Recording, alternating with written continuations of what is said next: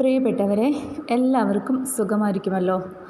നമ്മുടെ മലപ്പുറം ലൈലാത്തിനെ അറിയാത്തവരായിട്ട് ഇന്നിപ്പം ആരും ഉണ്ടാവും എന്ന് ഞാൻ കരുതുന്നില്ല. മിക്ക വീട്ടമ്മമാർക്കും മലപ്പുറം ലൈലാത്തിനെ അറിയാം. നമ്മളെ വീട്ടമ്മമാരൊക്കെ ഏറെ കൗതുകത്തോടെ നോക്കി നിന്ന ഒരു വ്യക്തിത്വമായിരുന്നു ലൈലാത്തൻ്റെ അല്ലെങ്കിൽ ലൈലയുടെ ഒരു വ്യക്തിത്വം എന്ന് പറയുന്നത്. നമുക്കൊരു കൗതുകം തോന്നുന്ന ഒരു വ്യക്തിത്വമായിരുന്നു. അവർ എപ്പോഴും ഇങ്ങനെ ചറപ്പറ എന്ന് സംസാരിക്കുന്നുണ്ടെങ്കിലും അവർ ചെയ്യുന്ന കാര്യങ്ങൾ മറ്റൊരു സ്ത്രീയെ കൊണ്ട് ചെയ്യാൻ സാധിക്കുമോ എന്നത് വളരെ ഡൗട്ടായിട്ടുള്ളൊരു കാര്യം തന്നെയാണ്. അവരെപ്പോഴും അവരുടെ കുടുംബത്തിന് താങ്ങും തണലുമാവുന്നു. അവർക്ക് സ്വന്തമായിട്ട് നിലപാടുകളുണ്ട്.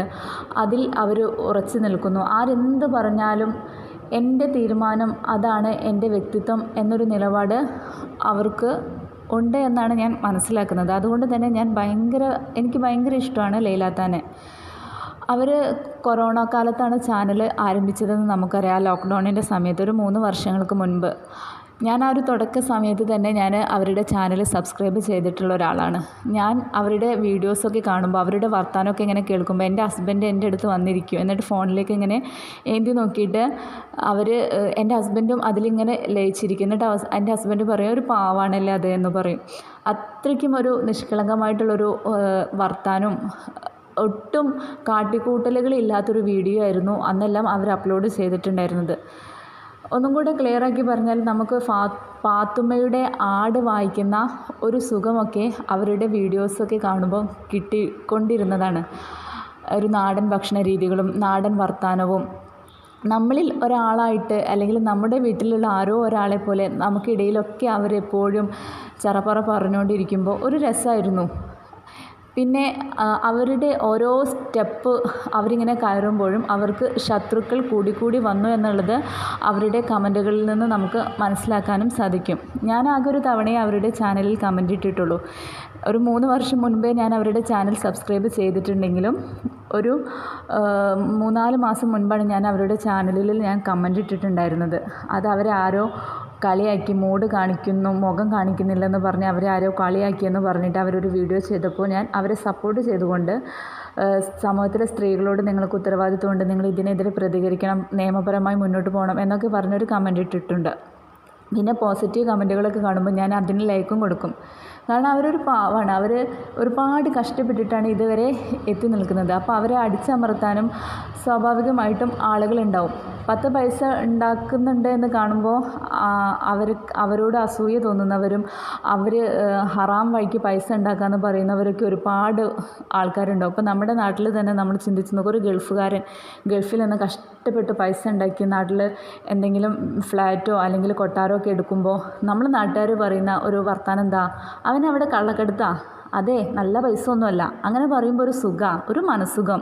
അയാൾ ഹറാം ഉണ്ടാക്കാമെന്ന് പറയുമ്പോൾ ഒരു മനസ്സുഖം നമുക്ക്. കാരണം അയാൾക്ക് മാത്രമാണല്ലോ ഹറാമിന് കുറ്റം, അല്ലെങ്കിൽ പൈസ ഉണ്ടാക്കുന്നവർക്ക് മാത്രമേ ഹറാമിന് കുറ്റം. അവരെക്കുറിച്ച് ഇല്ലാത്തത് പറയുന്നവർക്ക് കുറ്റമൊന്നുമില്ല എന്നുള്ളൊരു നിലപാടാണ് നമ്മളിൽ ഭൂരിഭാഗം ആളുകൾക്കും ഉള്ളത്.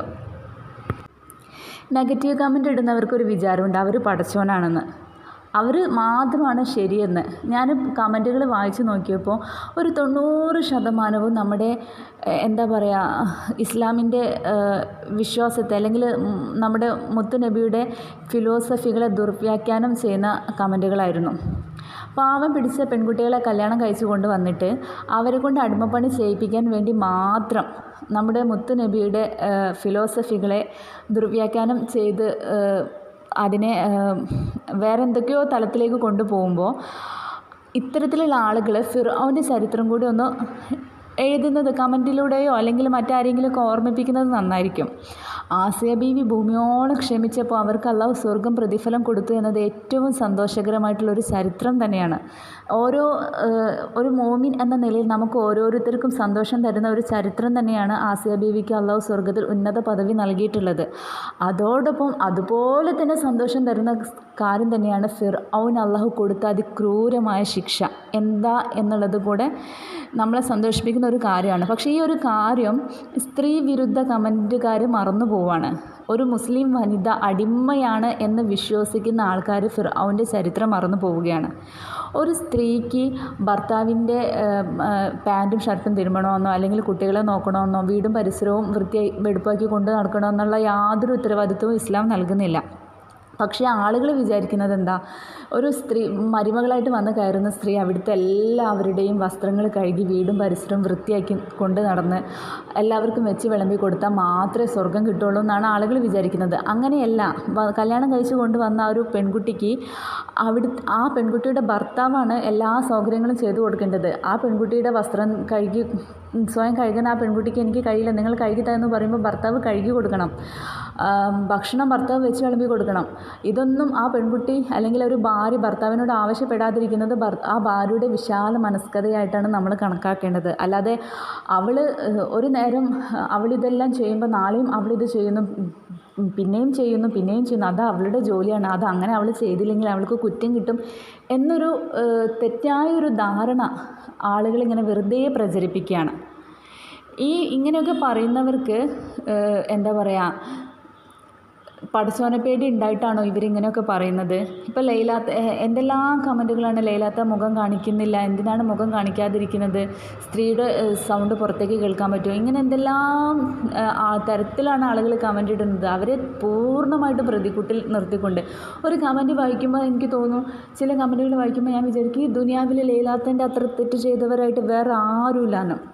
ഞാൻ ലൈലാത്തിനെ സൂചിപ്പിക്കാനോ എന്താ പറയുക നന്നാക്കി കാണിക്കാൻ വേണ്ടിയിട്ട് ഒന്നും പറയില്ല. ഒരു സ്ത്രീ എന്ന നിലയിൽ ഇത്രത്തോളം വിജയത്തിൽ എത്തിയ ലൈലാത്ത ഇന്ന് ഭയപ്പെട്ട് 4 ചുവരുകൾക്കുള്ളിൽ ഒതുങ്ങിക്കൂടുന്നുവെങ്കിൽ എന്നെപ്പോലെയുള്ള സ്ത്രീകൾക്ക് അത് നൽകുന്ന ഒരു സൂചന എന്താ എന്നതാണ് എന്നെ ഇന്നിങ്ങനെ ഒരു വീഡിയോ ചെയ്യാൻ പ്രേരിപ്പിച്ചത്.